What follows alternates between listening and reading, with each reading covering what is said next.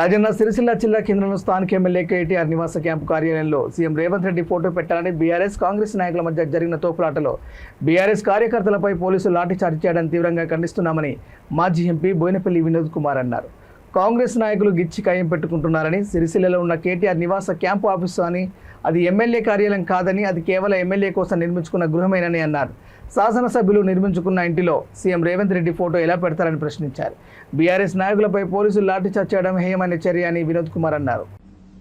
ఈరోజు ఉదయం కాంగ్రెస్ పార్టీ కార్యకర్తలు సిరిసిల్లలో శాసనసభ్యులకి నిర్మించినటువంటి భవనంలో ముఖ్యమంత్రి గారి ఫోటో పెడతామని చెప్పి కొంతమంది కాంగ్రెస్ పార్టీ నాయకులు వెంబడించి అక్కడ ప్రయత్నం చేస్తే ఒక గలాట జరిగింది. చాలామందికి లాఠీచార్జ్ జరిగింది. దీన్ని తీవ్రంగా ఖండిస్తున్నాం.